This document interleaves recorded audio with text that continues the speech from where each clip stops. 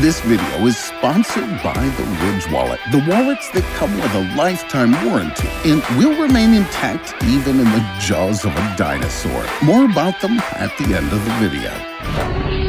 Fangs, jaws, tentacles, sharp beaks. This is what Earth was like millions of years ago. It was a world of dangerous predators and cold-blooded killers. But could a human survive in the prehistoric jungle?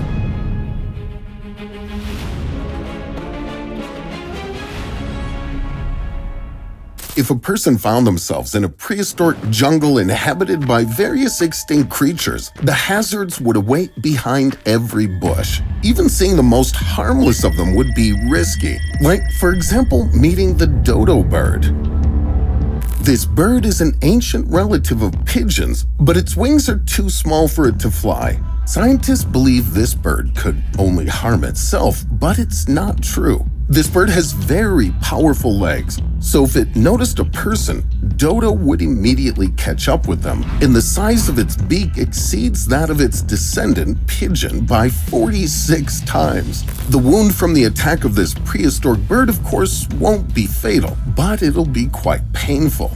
Nonetheless, dodo is not the worst thing a person could face there. For example, in the rainforest 23 million years ago, you could come across a monster of a much more impressive size, such as Platybelodon.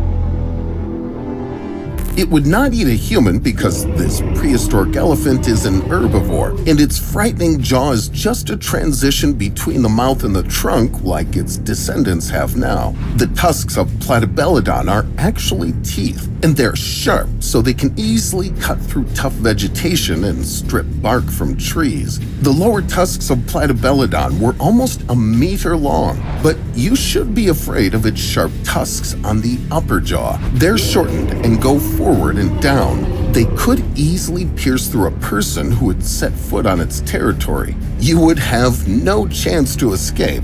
But the most terrible thing about the prehistoric forest is that there's a new danger everywhere you go. For example, these thickets could be a lair of the most giant monkey ever to exist, Gigantopithecus. The Gigantopithecus reached 3 meters, but this monster was also among the vegetarians. Scientists determined this by studying a well-preserved Gigantopithecus jaw. Even though its teeth were huge and covered with thick enamel, they had a relatively flat surface. These teeth were made only for chewing fruit and various vegetation. Nevertheless, the animal could easily hit very hard or even crush a person. After all, the weight of Gigantopithecus was as much as 300 kilograms. So, you must always be alert to survive in the prehistoric jungle. But at the same time, don't forget to watch your step. After all, in addition to the cutest Sardinian pika, or the colorful golden toad in the swamps, you could stumble upon someone really scary.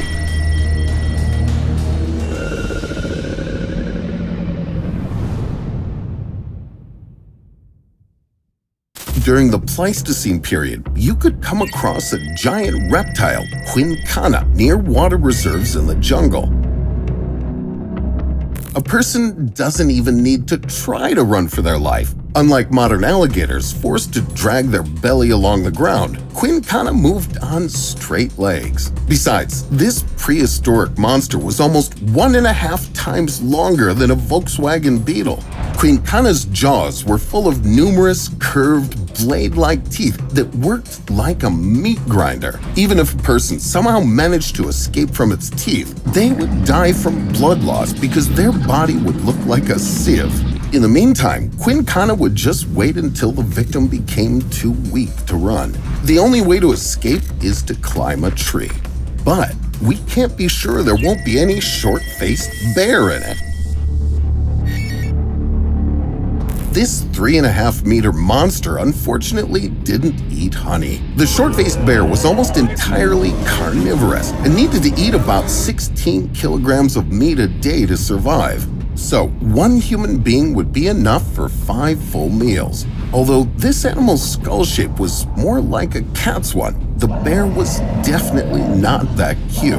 Its fangs were massive and directed to different sides like a tiger's. Combined with powerful jaw muscles, it could bite pretty powerfully and deadly. With side teeth, it could cut not only human flesh, but also tendons with bones. Even if a person managed to escape from it, the short-faced bear was not the only hungry predator in this forest. If a human was in a place like this 3,000 years ago, they would definitely stumble upon the thylacine, the Tasmanian wolf. It was kind of like a dog with the habits of a wolf, the striped pattern of a tiger, as well as the tail and pouch of a kangaroo. With all this terrifying sight, the Tasmanian wolf still had a mouth that could open to 120 degrees, so its bite would be excruciating. The only way to escape was to run. Thylacine had a stiff and clumsy gait that prevented it from moving really fast, especially when you consider that it jumped on its hind legs like a kangaroo. The thylacine also tended to warn of its approach with a series of rapidly repeated throaty cough-like barks. The only one who could compete in the opening the mouth so widely contest with the thylacine was Gorgonops. Scientists believe that the grip of the Gorgonops' jaw could be over 90 degrees, but unlike the thylacine, Gorgonops was bigger and tall enough to look a person straight in the eye. And that's not it yet, as it could get up and run after the victim on its hind legs. In addition, Gorgonops was the first in the world to have saber-like teeth. Using them, it could bite from an ambush, and the leftovers of Gorgonops' dinner could be eaten by a meat-eater carrion that was known as Andrewsarchus. First, the fangs would cut into the meat, and then, with flat cheek teeth, it would crush the bones. But most often, it picked up the remains on the beaches along the coast. So to avoid getting caught by this scavenger, you just need to survive a fight with Gorgonops, a creature that could kill a person with even one bite. Although a quick death from the Gorgonops is not the worst option. After all, in the prehistoric jungle, some monsters love to kill slowly and especially painfully.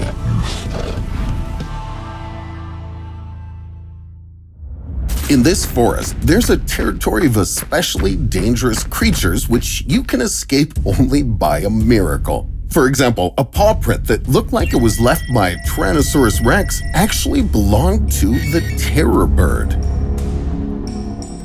This almost 1.5-meter killer monster had long, powerful legs. With their help, this prehistoric creature could chase prey very quickly, approximately at the speed of a modern gazelle, that is 97 kilometers per hour. After catching up with the victim, the bird would knock it to the ground and kick it with its claws to pierce the skin. This death, unfortunately, won't be instant. With its massive, sharp beak, the bird would first cut through human flesh and then start to eat vital organs. Therefore, having noticed the terror bird, you must run away from it in zigzags. It could be a top-notch runner, but only in a straight line. And the best way to escape it is to climb a tree, because this bird couldn't really fly. But you need to be very careful, as this forest is inhabited by predators that can perfectly disguise themselves. A person may not even notice the tail of the giant snake Titanoboa.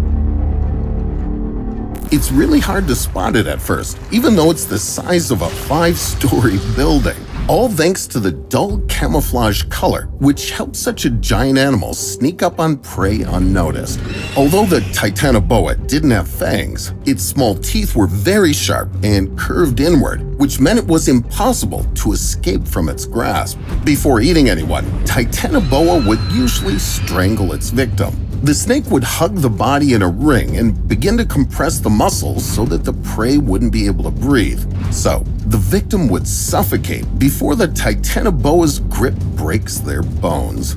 Unless someone else joins the fight, of course. For example, Titanoboa's lunch could be stolen by a feathered predator, Argentavis. The wingspan of this bird was the same length as a helicopter blade. Most likely, Argentavis would take the prey to its nest to feed its babies. They would dig their beaks into the victim, pulling it in different directions. But the thing that's even worse than being dismembered by some chicks would be meeting with a giant lizard, Megalania.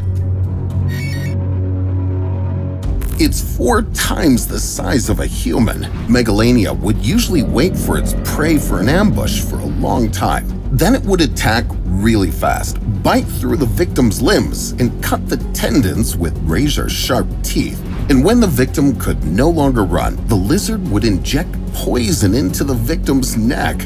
In the end, Megalania would rip open the prey's belly and begin to eat it alive. To escape from this awful animal, a person needs to do what they would usually do when meeting most prehistoric monsters: run! This lizard was indeed rather clumsy, but it could perfectly swim in shallow waters. Therefore, to escape Megalania, a person must swim as far from the coast as possible. But there, they might meet the real monsters of the prehistoric underwater world.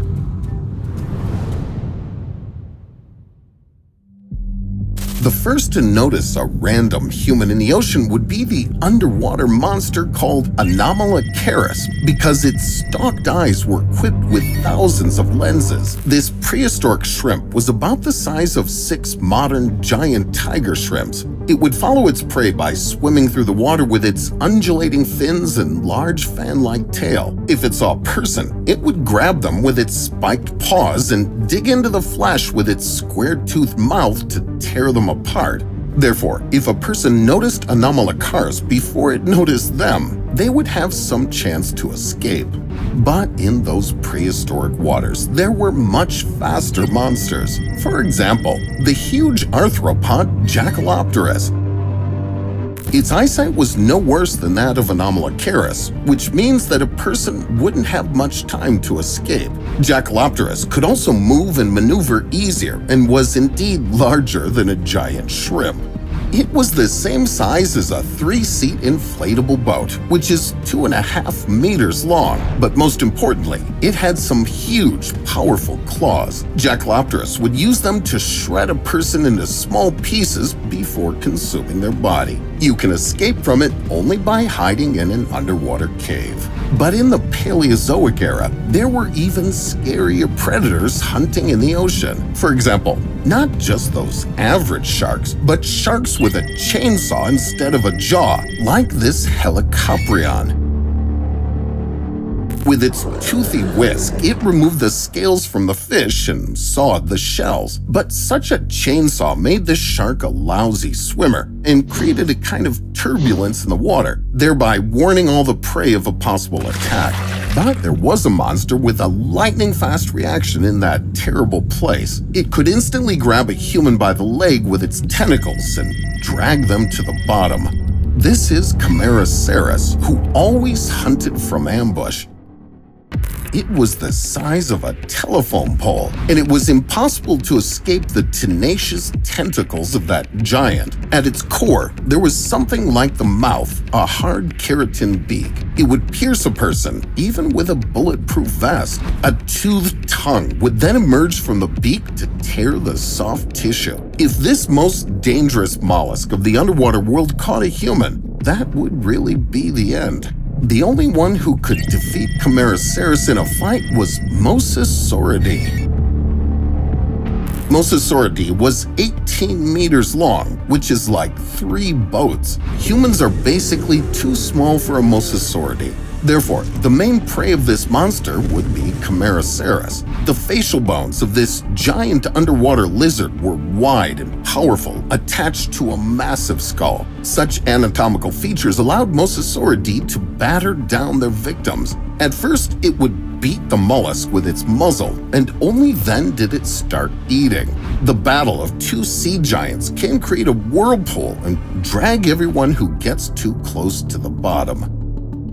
So, as you can see, the chances of surviving for a human not only in the prehistoric jungle, but also in the ocean are non-existent.